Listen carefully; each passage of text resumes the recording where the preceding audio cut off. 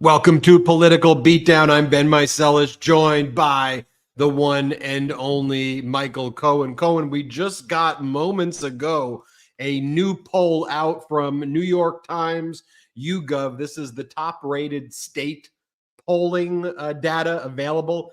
A-plus poll. Vice President Kamala Harris up in Pennsylvania, Nevada, Wisconsin, and Michigan. And this, as we're also learning from a Daily Mail article, that Trump's campaign is in total chaos, infighting amongst the grifters, hucksters, and profiteers on his team that are collectively threatening his presidential bid. It's kind of a ridiculous headline because they're all. Can we break that down, Ben? Let's break that down for our brigaders, something you and I have been talking about, something that this network talks about each and every time that we're on this program or anybody on the Midas Touch Network is speaking. Grifters, Lara Trump singing. You then have Melania putting out a book, Donald Trump with a new cryptocurrency, Donald Trump with a new NFT. You now have, you have Steve Bannon building the wall. It is one grift. Jared Kushner, $2+ billion. Ivanka with China. Yeah, there was another guy that's part of the campaign that's now maybe not part of the campaign that opened up his own company in order to do what would you even call it? Consulting work. Let's just be nice and call it consulting work. Grifters. Who behaves like this when you are in the middle of a presidential campaign? Yes, it is a clown show. It is a clown show. I'm just waiting for Trump to come out of the big clown car. I guess here's the thing, Cohen, though. It's like if Donald Trump actually succeeded in his businesses, right? If the objective data showed that this guy was weird and dangerous and he sexually assaulted people, which we know he did.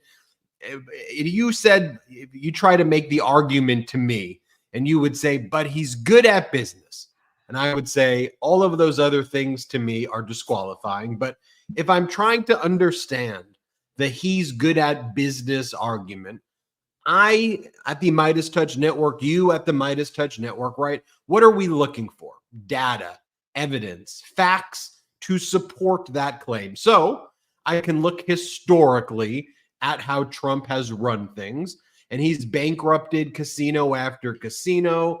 Multiple entities that he's touched are out of business over and over again. More companies that he's been associated with have gone bankrupt than not by a significant amount. So then what I want to look at is, are there any recent business successes? So let me take a look at Trump Media, right?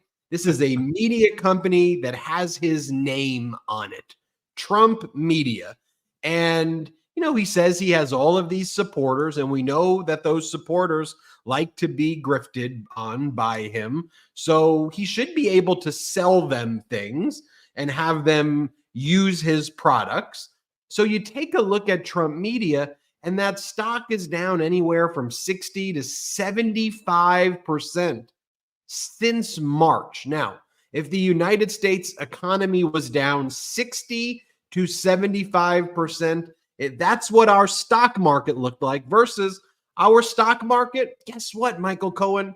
It's the exact opposite look of that, right? Our stock market's up 55 to 60% since Donald Trump stopped disgracing the Oval Office. So when I look at that data right there and I say, if our country looked like Trump Media, we wouldn't have toilet paper. There would be mass graves on TV. What? Mobile morgues. No TP?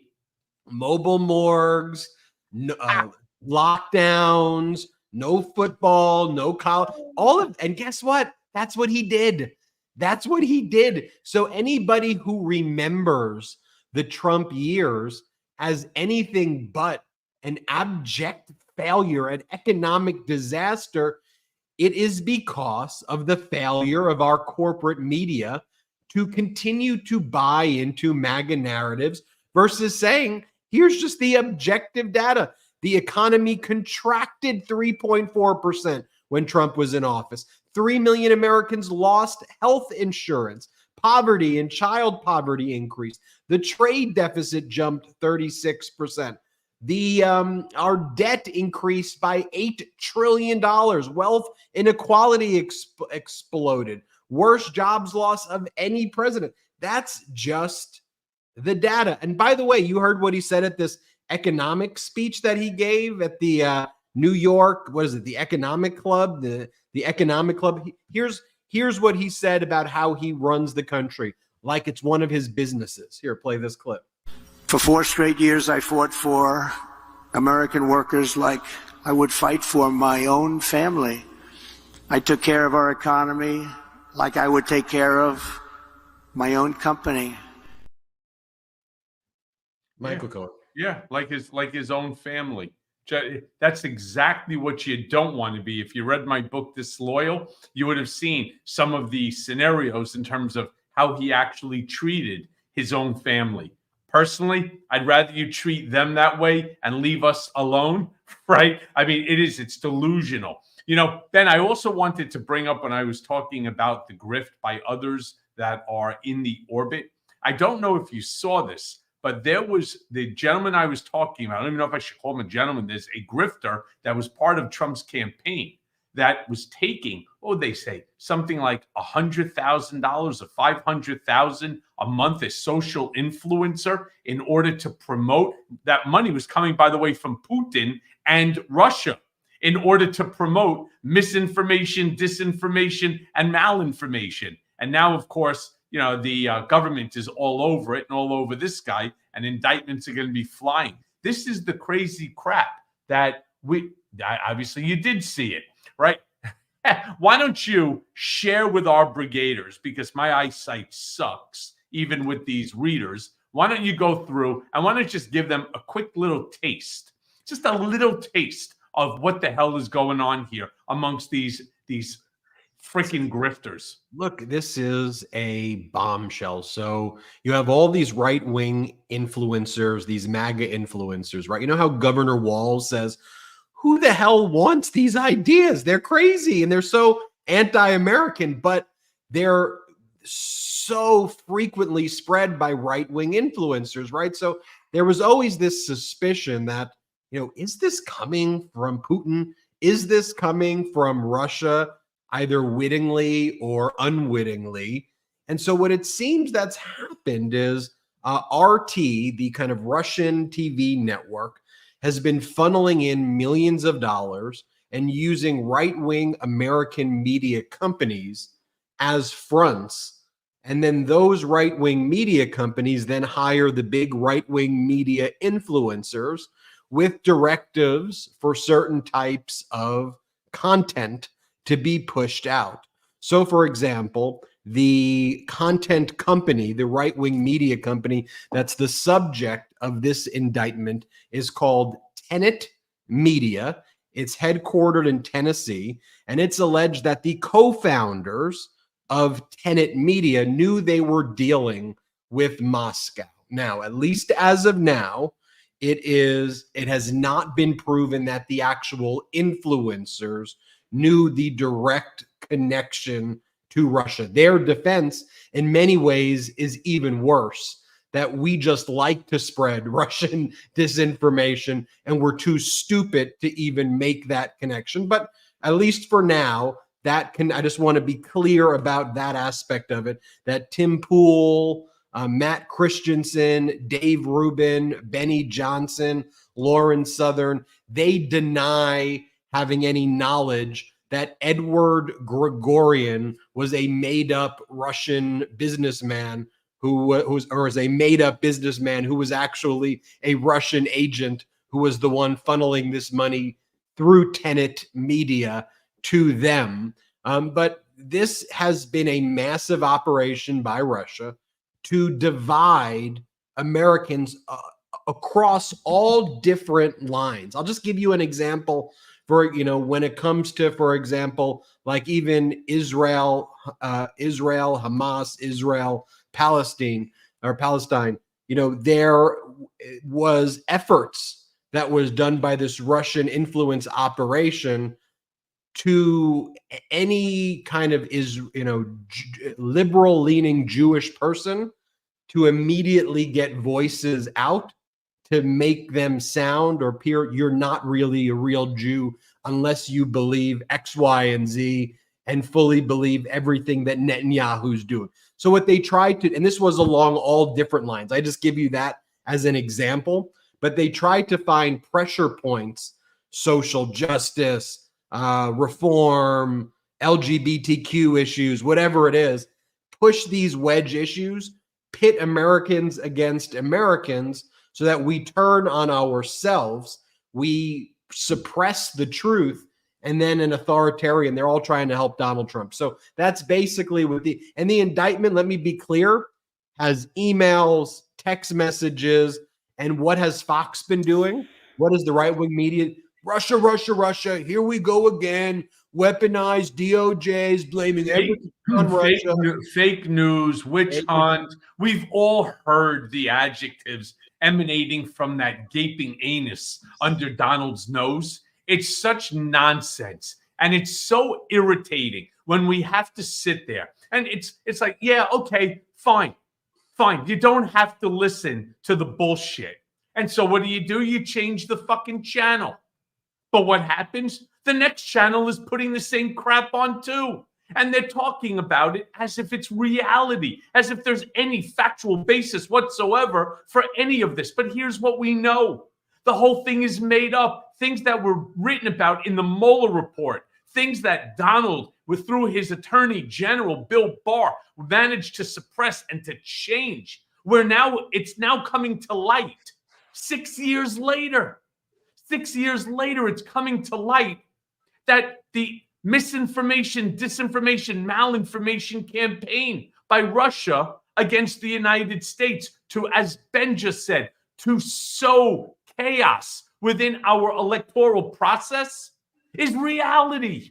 It's reality. Look at this. A new DOJ indictment alleges that RT, that's Russian media employees, covertly funded and directed a U.S. company with $10 million in order to push pro-Russia content. Could you imagine? Seriously? I mean, yeah, it's $10 million, but you realize that $10 million is going to send you to jail for treason? I'm confused, Ben. Well, the thing is, imagine if Watergate were to happen in 2024, right? Back when it happened, we agreed with an objective criteria of facts. Here's what this is. This is criminal. This is illegal. We need to address this, right? But now when we see an indictment like this, that is damning as can be, immediately Fox kicks into high gear and they go, oh, Russia, Russia, Russia, Russia, Russia, Russia, Russia. Here we go again. It looks like the DOJ has been weaponized to try to stop Donald Trump. And meanwhile, you have Donald Trump out there saying, Russia, if you hear me, find the emails. I'm so close with Putin. Putin will only do this for me. Putin's my good friend. He invited Lavrov and Kislyak to the Oval Office as the first foreign leaders to show up when he was disgracing the Oval Office. And he gave Kislyak and Lavrov classified information. How do we know that? He told us. Donald Trump tweeted that he gave him classified information and said he had the absolute right to do it. And it was barely even a story. The Washington Post wrote about it. Maybe the New York Times covered it for a day, but no one even liked it. He admitted to giving the Russians in 2017 classified information and said, of course he's going to do it. Do you think that's the only time he did it? And so here's the thing. The answer to that is no. You see, not only is Donald Trump an idiot, okay, when it comes to talking about policies and so on, he's an idiot because when he does stupid things, especially illegal things, he actually talks about it. No, he brags about it. How is it that each and every one of us know that at Mar-a-Lago, he showed top secret documents to an Australian businessman, a billionaire, who happens to be a member of Mar-a-Lago. He showed him top secret information that dealt with nuclear subs that were actively in the waterways, telling them how many nuclear warheads are on top of, are in this submarine, and some schematics of it and so on. Seriously, it's as stupid can be. The guy is committing a crime. He's talking and he's bragging about it. That's how we know. That's how this guy was not authorized within which to see this information. Seriously, putting all of our national security at risk, putting the United States of America's national security at risk. It is the fundamental reason why we actually have a president, to protect America from foreign adversaries. Instead, he's showing information that in the hands of our adversaries is catastrophic to all of us. It's a moron. Well, we just got some breaking news from federal judge Tanya Chutkin. She just issued her scheduling order on the briefing of absolute presidential immunity. She wants special counsel Jack Smith to submit his briefing by September 26th. Donald Trump will submit his briefing by October 17th. Special counsel Jack Smith will submit a reply on October 29th. As Kyle Cheney from Politico puts it, Chutkin's deadlines ensure that Trump and Smith will be making high-profile filings, some potentially jammed with never-before-seen details in the weeks leading up to Election Day, right? And that's because of, special counsel Jack Smith's going to show in these filings why Donald Trump's conduct should not be subject to absolute immunity. Remember, Cohen, people were talking about whether there would be mini trials or not a mini trial, which would be like an evidentiary hearing on the issue of absolute immunity. Well, we're not doing a mini trial, but what we are doing is detailed legal briefing by affidavit that's going to have as the exhibits all of this factual information. So there could be some. All of this means nothing, absolutely nothing, if Donald Trump wins the election. If Donald Trump wins the election, all of this goes away. Make no bones about it. Nothing will stick to him. This will be a one-man rampage, pissing and shitting all over the Constitution of the United States, destroying our democratic values, our rule of law.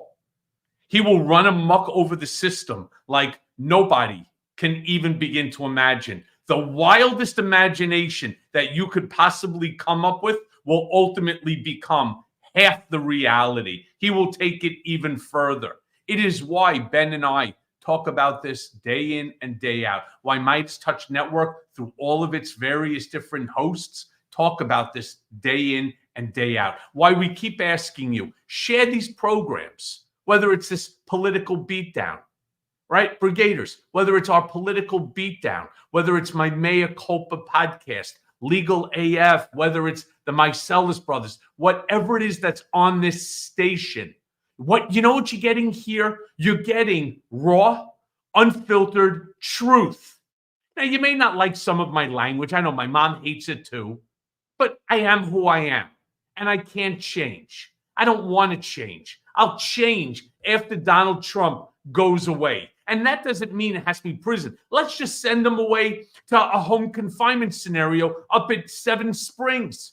I mean, the piece of shit will have 300 acres to walk around on alone, not where everybody's sitting there clapping as he walks through the door to sit down to eat, calling him Mr. President. Let him be by himself. Let him know what isolation feels like, because he is a traitor to the Constitution of the United States. This man does not believe in anything. He doesn't believe in anyone or anything other than himself. We are all sick of Trump. We are all sick of this chaos, this nightmare. We need to come back to a sense of normalcy. We need to be able to all just get along, whether we disagree on a policy. That's okay. It's okay to this. Ben and I don't agree on everything, but look at us having fun. Look at us engaging in conversation together. Normal conversation where he can make his point, I make my point. When we sometimes get at that crossroads, what do? We bet $1. And who lost last time? Hold on.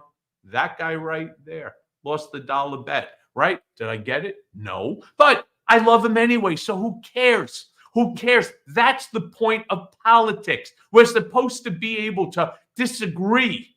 We're supposed to be able to have our disagreements, but still, at the end of the day, you still want to be able to get along. You still want to be able to do things and to pass legislation that benefits all of us, not just the few, not just the Trumpers. And by the way, these idiots are beginning to see exactly what I've been saying on this program and Mea Culpa and every other program that I have been on, that Donald Trump will ultimately turn against them too.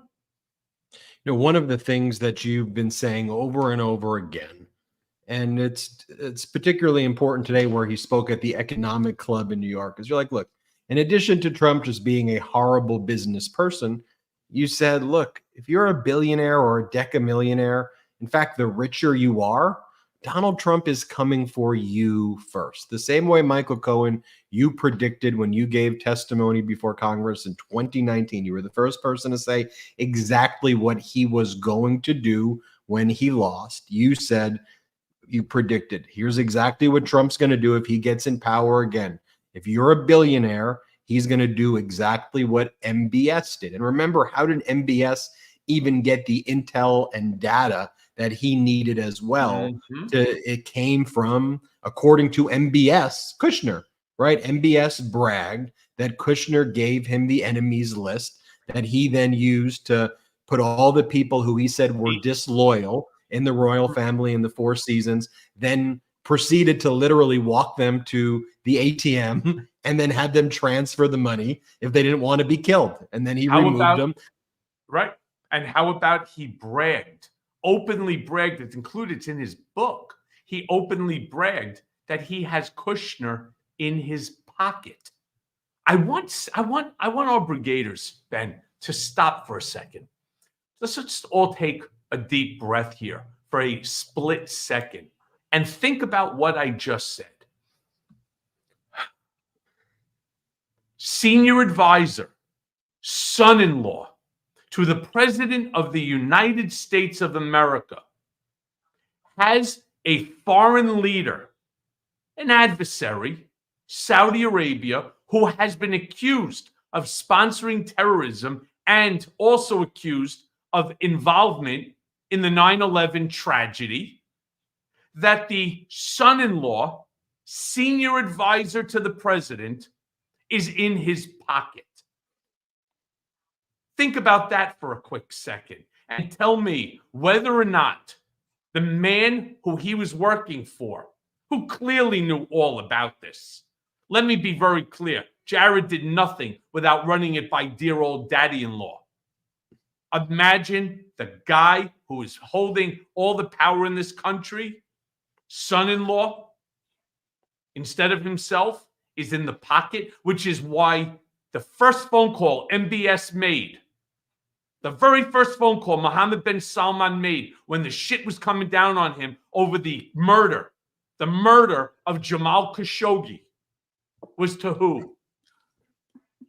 Jared Kushner. Look it up. Fact. You know, you could go to Donald Trump's secret bank accounts in China, China giving Ivanka the trademarks, Ivanka and Jared, in addition to what the money that the Middle East sovereign wealth funds paid to Jared after Donald Trump finished disgracing the office, but they made about $650 million while they were actually in office as well. And then you take a look at, okay, the MAGA Republicans in the House Oversight Committee, like, what is it that they're focused on right now? And they're focusing on a $4,000 car loan made by Joe Biden, President Biden, to his son Hunter, as his son was in recovery.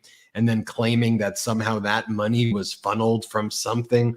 You think about it, the House MAGA Republicans are calling in actual spies from Russia and actual spies from China as their kind of key witnesses. I mean, it's insane, Cohen, what they're doing and what they're focusing their time on. And here's what you said. You said Donald Trump is going to do what MBS does. He's going to look at the richest Americans first, actually, and steal their money and literally go into their account, seize it, put it into his own slush fund that he could use because he needs to be the wealthiest person in history. That's his pathology. Well, let me show you what Donald Trump said today about creating his own fund.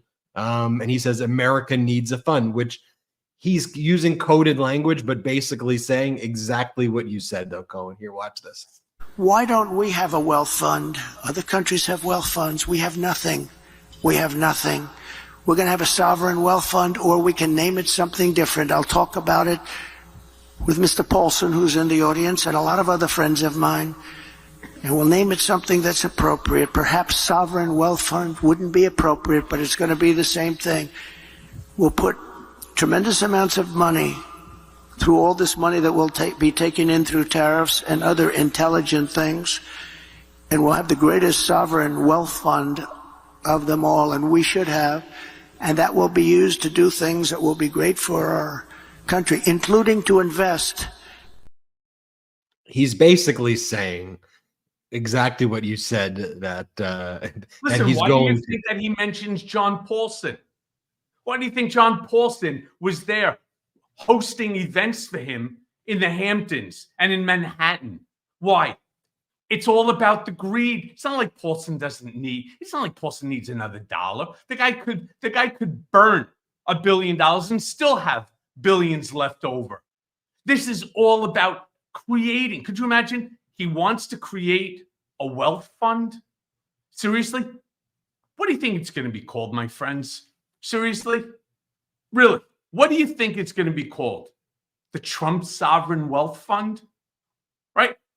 Not like the Saudi Arabia Investment Authority or the Qatari Investment Authority or the Qatari or Saudi Wealth Fund. No, no, no. The Trump Sovereign Wealth Fund, run by guys like John Paulson or Howard Lutnick or whomever else, right? By the way, here's the thing with Paulson and Lutnick and so on. They think that Donald is going to remember anything that he's doing, that they're doing for him right now. Donald has a very short memory, very, very short. He didn't give a shit about anyone or anything other than himself. That Trump Wealth Fund, like his super PAC, which gives him 90 discretion. I want people to look this stuff up because, again, like here on Beatdown or any of the Midas Network podcasts or shows, my mea culpa, nothing but the truth, raw, unfiltered. Again, what is he planning on doing? Just like he did with the PAC. Discretion, complete and total discretion over 90 cents of every dollar raised. So if that fund has $100 million, $90 million belongs to him. What better than that? And he's going to say, oh, yeah, but the other 10 million that's there, that's for the country. Yeah, sure it is. Sure it is. I mean, why is it that people, Ben, are so blind to what is right in front of their face? And if it's not directly in front of your face, it's not just pouring out and jumping at you. Here we have me and Ben telling you exactly what he wants to do. And there's nobody on this planet that knows this fucker better than me. It's why all of the brigaders who are watching right now are so important, because this active community goes out and spreads the word and shares these episodes and videos and clips with everybody in their life. That's the only way we're going to be able to do this. So you watching this, you listening, you're the most important part of this. I mean, Michael Cohen and I are so happy to help you and help this community based on our varied experiences. Michael Cohen's firsthand experience, my ability to kind of curate this network. But it's really up to you. Ben, we have right now with us 11,000 plus people sharing this moment. Here's the problem. Here's the problem. While it's a great number, and please don't take me the wrong way, I am thankful, as has been, for each and every one of you every single day. But 11,000 should be 1 million. It should be 1 million people. Why? Because this is the only place that you're going to get the straight talk, the reality, taking past actions, taking current actions, tying them all together, and giving you the facts as we have 59 days to Election Day. We need to, and I'm asking each and every one of you, share this link with a friend. Tell them, how are you not watching this? How are you not interested in hearing the absolute, unadulterated, raw, unfiltered truth about what is actually going on inside the government? What's exactly going on inside the mind of the guy who wants to be president of the United States, who's willing to destroy democracy? And not because Michael Cohen and Ben Meiselas say so, because he says so.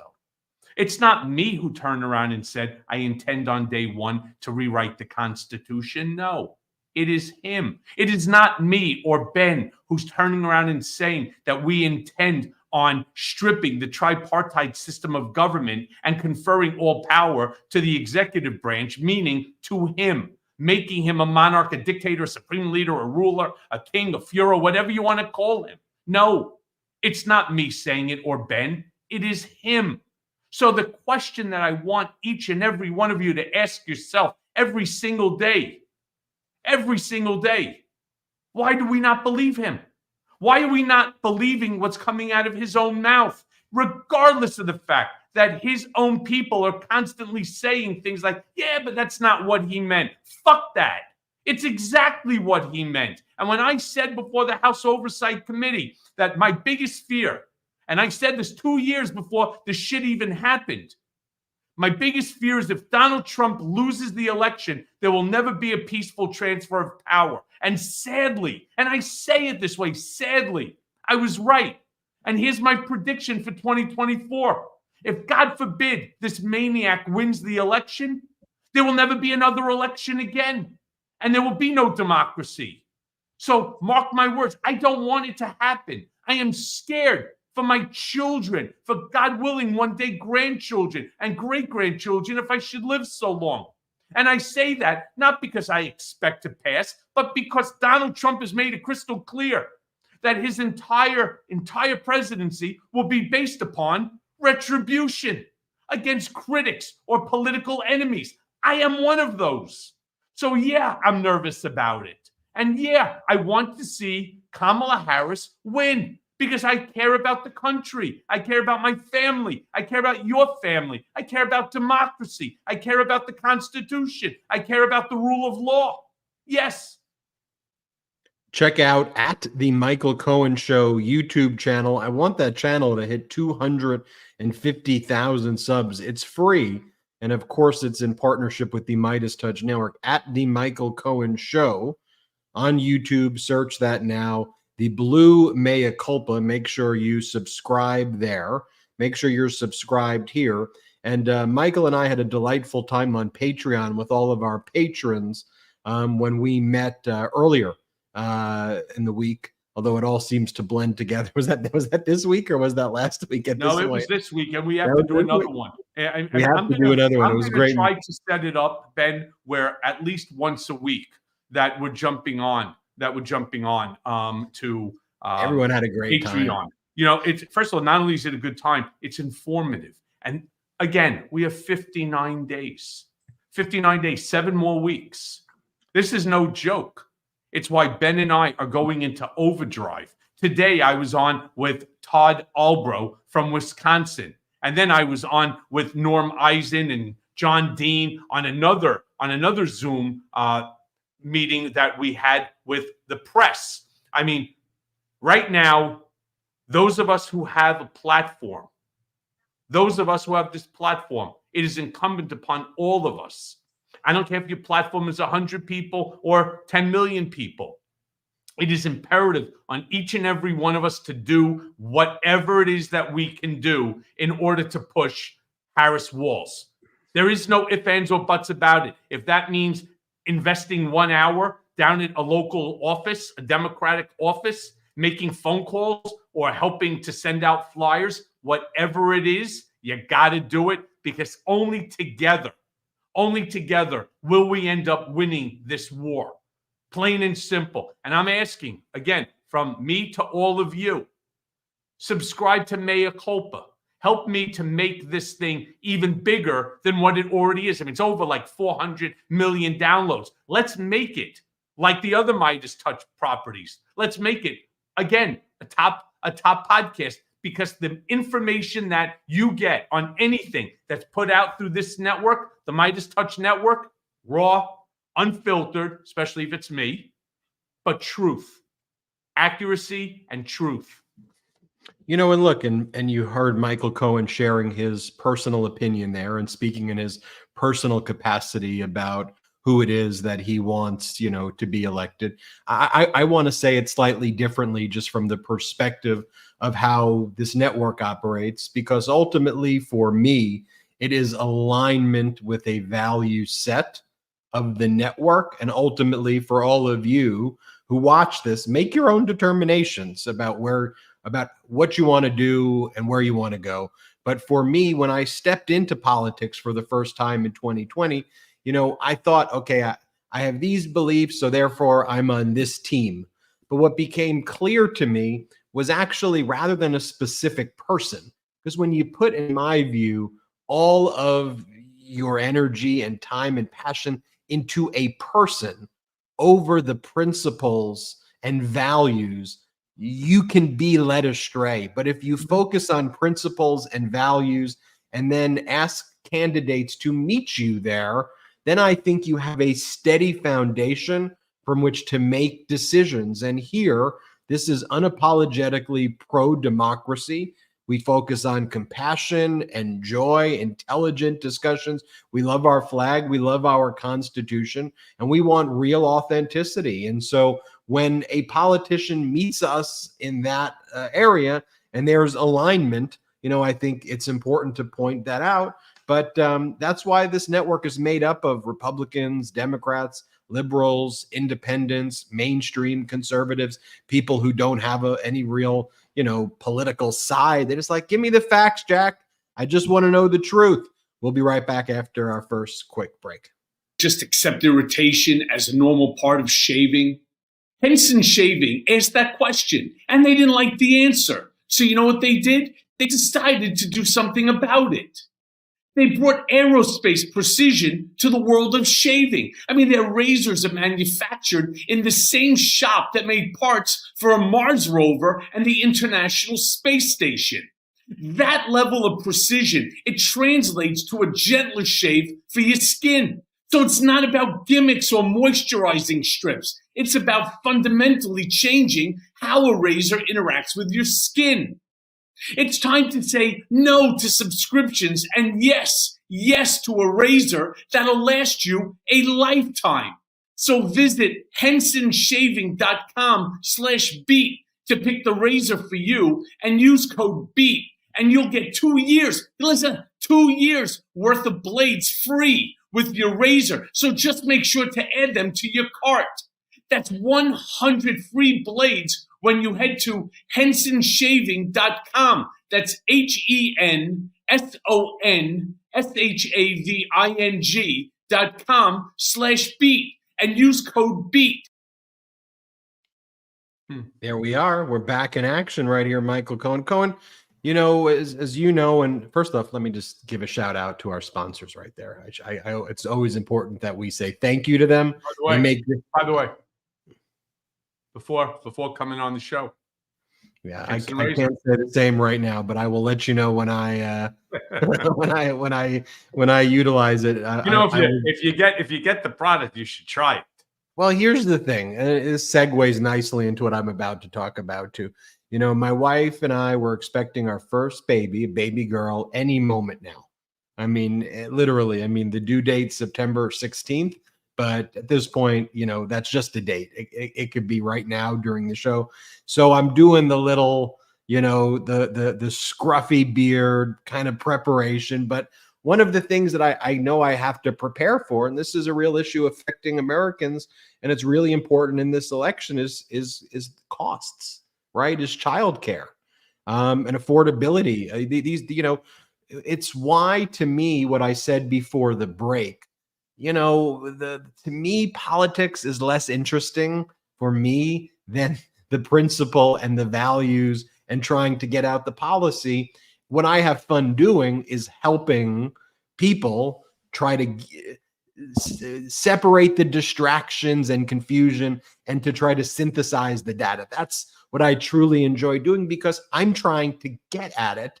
And when I'm assessing candidates, these are real important issues, right? I mean, healthcare, education, for my parents, Social Security, Medicare, for veterans, are they going to be protected? The PACT Act, for friends and colleagues, as well, are they going to have jobs where they're paid with dignity? Like, to me, that's what's important. There's so much BS out there, and I'm trying to get answers. So what I like when Vice President Kamala Harris and Governor Walz speak, although they're graded on an entirely different scale by our totally broken and flawed and failing kind of corporate media, they're laying out specific plans. Okay, well, there's a child tax credit that Vice President Kamala Harris wants to roll out, about $6,000 child tax credit. Look, she and President Biden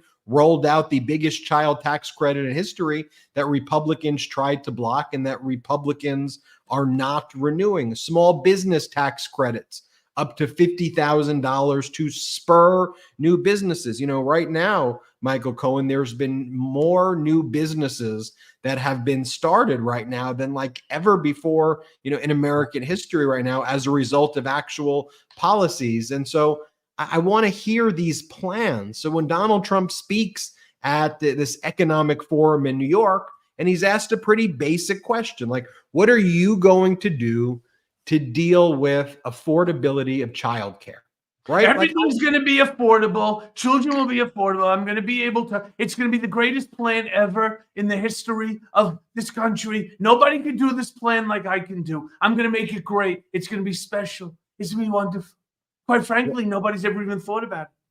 Well, that would have been a far more coherent answer than this is what he says when he's asked about child care. Play the clip. God. If you win in November, can you commit to prioritizing legislation to make childcare affordable? And if so, what specific piece of legislation will you advance? Well, I would do that, and we're sitting down. I was somebody, we had Senator Marco Rubio, and my daughter Ivanka was so impactful on that issue. It's a very important issue. But I think when you talk about the kind of numbers that I'm talking about, that, because look, childcare is childcare. There's something, you have to have it. In this country, you have to have it.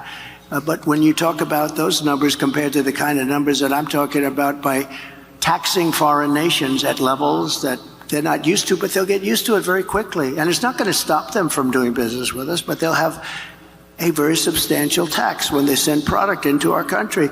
Those numbers are so much bigger than any numbers that we're talking about, including childcare, that it's going to take care. We're going to have, I look forward to having no deficits within a fairly short period of time, coupled with the reductions that I told you about on waste and fraud and all of the other things that are going on in our country.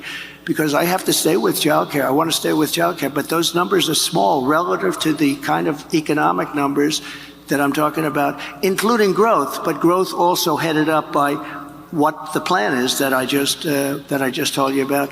We're going to be taking in trillions of dollars, and as much as child care is talked about as being expensive, it's relatively speaking not very expensive compared to the kind of numbers we'll be taking in. We're going to make this into an incredible country that can afford to take care of its people, and then we'll worry about the rest of the world. Let's help other people. But we're going to take care of our country first. This is about America first. It's about make America great again. We have to do it because right now we're a failing nation. So we'll take care of it. Thank you. Very good question. Thank you. Okay, that was ridiculous. But here's what New York Times said about Donald Trump addressing the Economic Club. Michael Gold, who covered it from the New York Times, said, Trump in this speech to business leaders is to a large extent doubling down on many of the economic proposals he made during his successful 2016 campaign, when he proposed lowering corporate taxes, slashing regulations, and reconfiguring trade agreements in order to boost tariffs. He has essentially promised the same thing here, but with larger cuts and higher tariffs. As this one account then responds, this makes it sound as if Trump gave a coherent speech. He did not. It was largely irrelevant gibberish drawn from tiresome rally stump speeches, and most of it literally made no sense. But sure, it was about policy. This is the problem, people. They're covering for him. So, Michael Cohen, this answers to some extent your question, which is, sure, right now, the latest New York Times poll has Vice President Kamala Harris ahead in all of the major swing states, but she's only ahead by 1 to 4, maybe some states 5. It's close. It's a very close race. But New York Times, at the same time they release that poll, they write about his speech like what we just saw was normal. It was not, he didn't even say real sentences. I mean, I'll just show you. We have it. And before you go on, there's something that we used to do at the Trump Organization amongst a bunch of us colleagues, and we used to laugh our asses off. We used to take some documents that were, whether it was from a deposition of Trump or some statement that he may have said, and without doing it in Trump voice and without talking about it, that it's Donald Trump, we would read it. And we would read it a second time. And then often we would read it a third time, and somebody in the group would have to try to explain what the hell was he talking about and what question could possibly have been asked in order to get that word vomit answer that just came out. And that, to me, is the part that's the funniest thing about the whole thing. That none of it makes any sense at all. Zero. You know, I mean, you just read the text, right? Like, yeah. Well, I would do, the question was, what would you do to have affordable healthcare, right? Like, I mean, to do affordable childcare. And his response is, well, I would do that. And we're sitting down, and I was somebody. We had Senator Marco Rubio, and my daughter Ivanka was so impactful on that issue. It's a very important issue. But I think when you talk about the kind of numbers that I'm talking about, that because look, childcare is childcare is. Couldn't you know there's something you have to have it? In this country, you have to have it. When you talk about those numbers compared to the kind of numbers that I'm talking about by taxing foreign nations at levels that they're not used to, but they'll get used to it very quickly, and it's not going to stop them from doing business with us, but they'll have a very substantial tax when they send product into our country. Those numbers are so much bigger than any numbers that we're talking about, including childcare, that it's going to take care. We're going to have, I look forward to having no deficits within a fairly short period of time, coupled with the reductions that I told you about on waste and fraud and all the other things that are going on in our country, because I have to stay with childcare. I want to stay with childcare, but those numbers are small relative to the kind of economic numbers that I'm talking about, including growth. But growth also headed by what the plan is that I just told you about. We're going to be talking in trillions of dollars.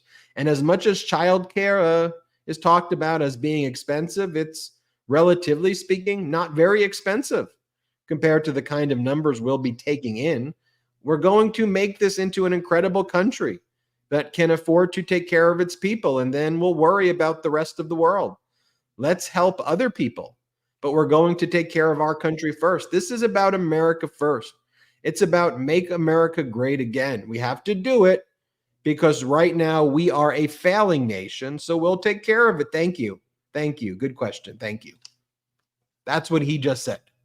And for me, as someone who is expecting a baby girl any day now, I don't know about the others listening to that, but an answer like that, again, I don't care what political party you're from. That's I terrifying. do. I do. Because I think there's only one way that and I'm going to speak for myself now, can respond to the word vomit that just came out of Donald Trump's mouth in that speech as read by my good friend here, Ben. And it's a quote from the movie Billy Madison. And every time that I wish that Kamala would actually memorize this specific paragraph, because this is something that she needs to say at the upcoming debate. And the quote is, "What you've just said is one of the most insanely idiotic things I have ever heard. At no point in your rambling, incoherent response were you even close to anything that could be considered a rational thought. Everyone in this room is now dumber for having listened to it. I award you no points, and may God have mercy on your soul." That's what she needs to quote when this idiot gets up there and starts to word vomit the same thing. And that's how he answers everything. What I think she needs to do at the debate, and this is what I thought President Biden needed to do at the debate, because Donald Trump speaks Trumpy language, which is not actually English.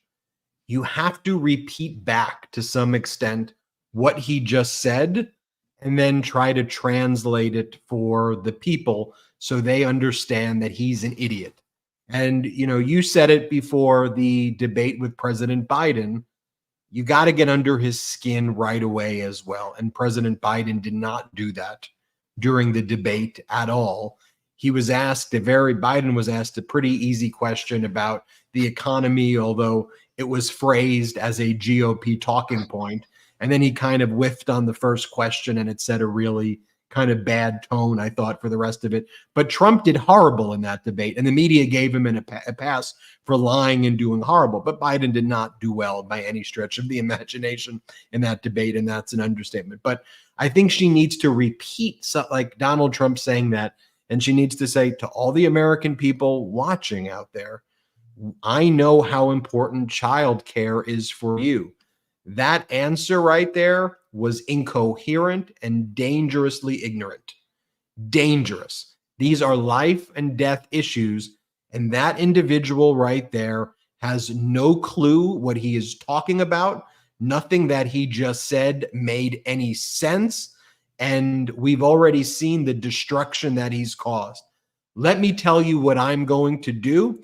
Let me give you facts, and let me give you details. First, what my plan is I intend to give a child tax credit up to $6,000, that it's going to alleviate the burden on working parents. Number two, I'm going to make sure that we lower the prices of childcare by providing X, Y, and Z as part of my plan. Three, I plan to ensure that families that have X amount of income will get fully funded childcare provided by X, Y, and Z. And here's how I'm going to do that. So, whereas you just heard whatever that was from Donald Trump, which made no sense, I want you to know that here's my plan. I also want you to know that I'm surrounding myself with some of the top economic advisors, Democrats, Republicans, independents, and I am certainly open to improving my plans, but I want to give you detail. I think that is very specifically, like, that to me is how you deal with him. And so when he makes a comment about, NATO, blah, blah, blah, blah, blah, my friend Putin, I think she has to say, I want to make clear that you just heard what he just said. He said that he's going to take America out of NATO. What that means is that he's okay with Vladimir Putin taking over Europe. That's going to put American lives in peril. Let me tell you my plan. I believe that we need to focus on our ally. To me, it's that simple, and you have to do that to each one of his statements because he's all over the place. You can't let him get away with saying gobbledy, whatever it is, you know? Yeah. Look, let me be very clear. As I said before, we are all stupider for listening to that word vomit rant that made no sense. There's no policy behind it. And here's the funny thing, too. When Kamala Harris is now giving interviews and she's talking at rallies to people, she's actually laying a foundation for a policy, either furtherance of the policies that the Biden administration is currently active and involved with, or what she's going to do to even improve it, without saying things like, I'm going to make it so good. It's going to be so good, you're not even going to believe it. You're never going to be able to believe it. We're not going to have a deficit. I plan on knocking out the deficit in a very short period of time. You see, unlike the last time that he gave that bullshit answer in 2016, when he said that he was going to balance our entire deficit and budget in year number one. Well, not only did he, of course, not do that, but on top of that, added $8 trillion to our deficit. But look, we all know that Von Schitzenpants is full of shit. We just all know it. We know that whatever comes out of his mouth is pure bullshit. It's garbage. It's nonsense. It doesn't make any sense. And we should all be sick and tired of it. Sick and tired of it. We should not want to be listening to any of this shit. And as bad as this level of stupidity is, despite the fact that Ben and I haven't even been able to get to this one specific topic, actually the two-finger salute goes to somebody we haven't even talked about during this entire episode. And I wonder whether enough people are aware that Tucker Carlson had a guest on his show, this pseudo-historian by the name of Daryl Cooper, had him on his podcast. Guy goes by the name of Martyr Made. They're sitting there and they are defending, can't make this stuff up, defending Adolf Hitler and demonizing Winston Churchill. Now, I happen to be a Winston Churchill fan, and if anybody wants to read a great Winston Churchill book, it's called, it's by Eric Larson, The Splendid and the Vile, one of the best books I think I've ever read. But he turns around and he tells people that this guy Cooper is, and I'm going to quote this one, the best and most honest popular historian working in the United States today. And he said, I want people to know who you are. And I want you to know that you're widely recognized as the most important historian in the United States. And I'm saying to myself, whoa. Back the fuck up, idiot.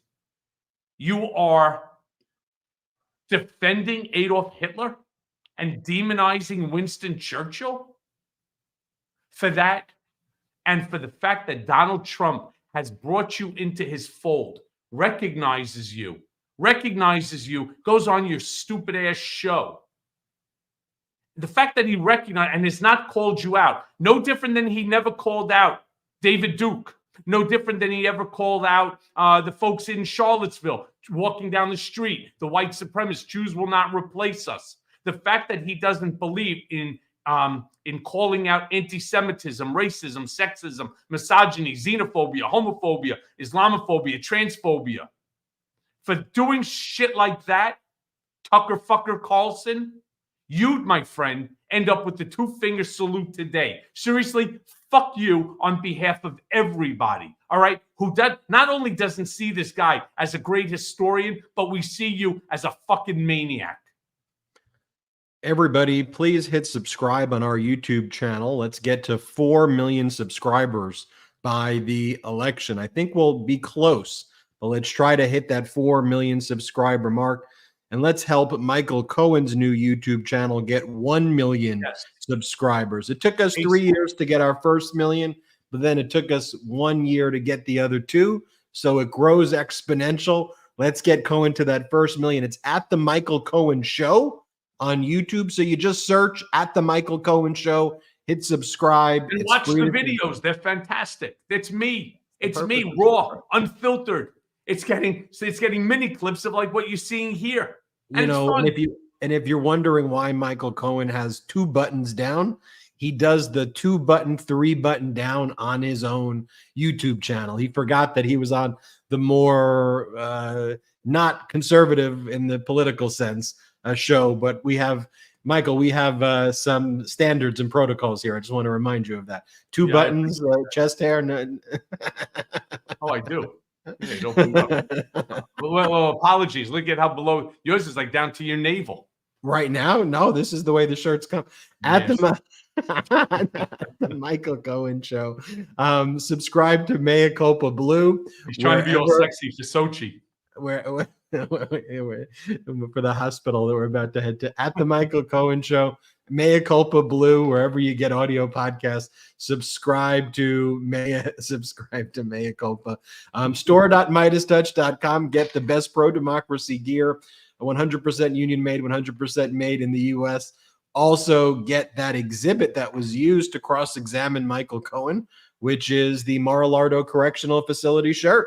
100% union made, 100% made in the U.S. Store.MeidasTouch.com and Patreon.com/Political Beatdown. Michael Cohen and I will do another Zoom next week. Yes. Assuming that I'm around and able. I'm going to take a few-day paternity leave and hand it over in the able hands. You may be co-hosting an episode or 2 with Brett or Jordy, so be nice to them. And good seeing you all, Beatdown Brigaders. We'll see you soon. And remember, the Brother Show is this evening at 8 Eastern, 5 Pacific, and we'll see you there. Have a good one. Shout out Brigaders. Shout out to the Midas Mighty.